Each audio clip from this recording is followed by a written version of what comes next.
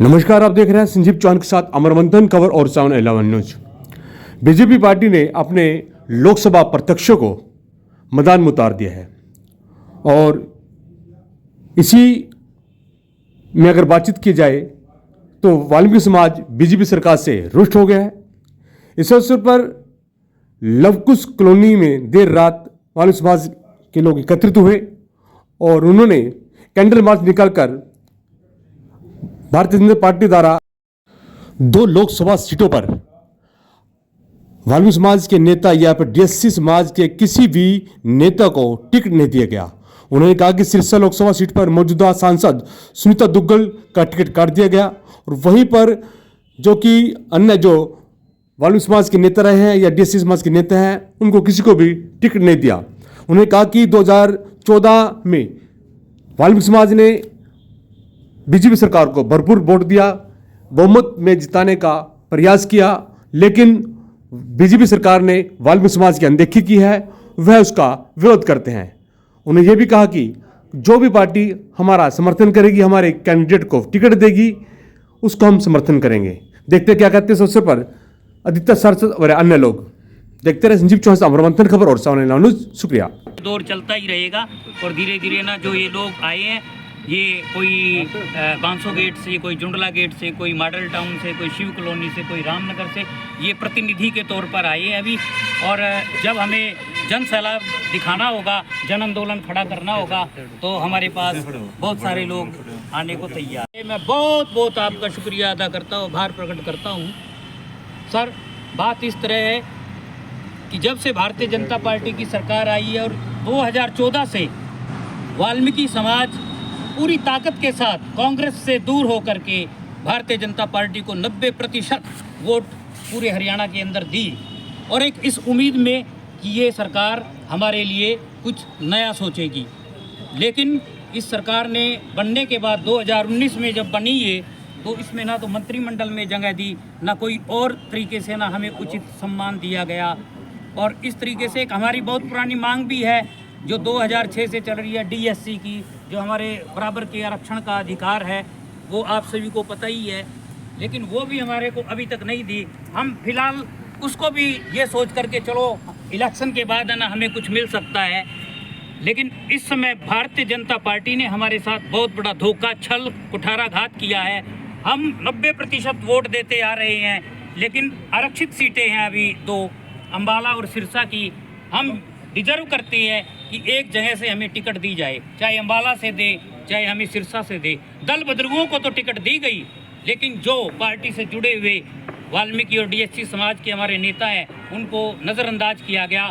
हमारी डीएससी की एक नेता सुनीता दुग्गल है, उसका टिकट काट दिया गया, जो धानक समाज से है।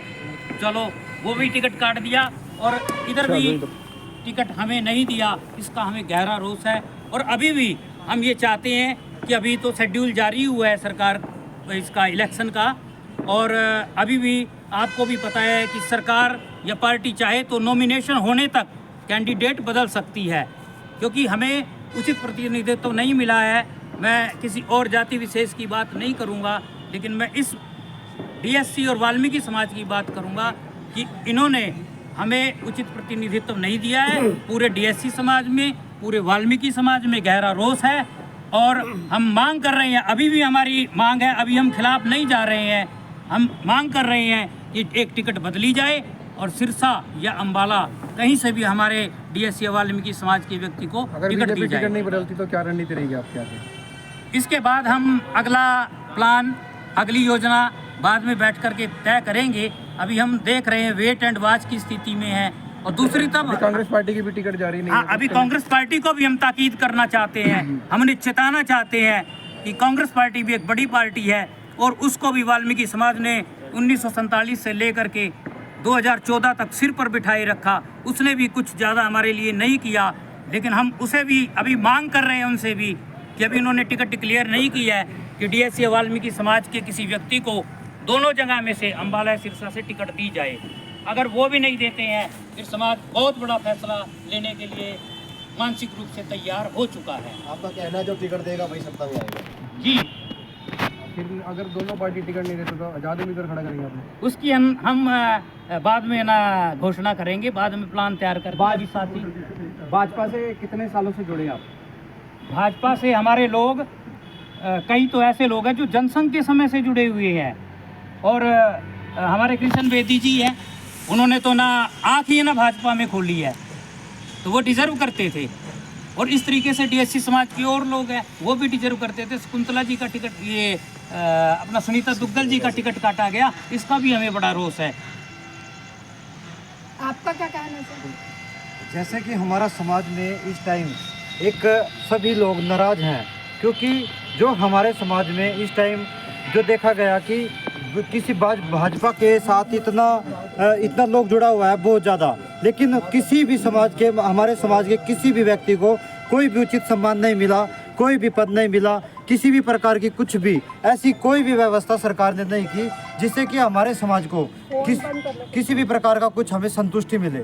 लेकिन हम फिर भी उम्मीद करेंगे भाजपा सरकार से, सभी सरकारों से हम ये बात करना चाहते हैं, सभी पार्टियों से हम ये बात करना चाहते हैं कि हम उम्मीद करेंगे सभी से कि हमें कुछ ना कुछ हमारा, जैसे कि हम चाहते हैं कि टिकट दो रिजर्व सीट है, कम से कम एक सीट तो हमें मिले।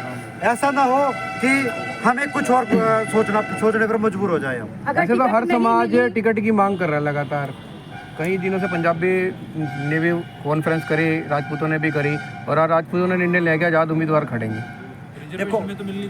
देखो पता क्या है, रिजर्व सीट है जो उसमें वाल्मीकि समाज का बहुत ज़्यादा योगदान है। अगर मान लीजिए हमें टिकट नहीं मिली तो हमें इस बात का गुस्साना हमारा जायज़ है। आप आगे आ जाओ भैया। और अगर मान लीजिए जैसे कि कोई दूसरा समाज वो मांग करता है तो उनका अधिकार है, वो मांग हर समाज को अधिकार है, सभी मांग कर सकते हैं। हमने भी मांग की है तो हमारा अधिकार है, हम मांग कर रहे हैं। तमाम समाज टिकट के लिए खड़ा हो चुका है, तो क्या सभी समाज को टिकट सरकार देगी?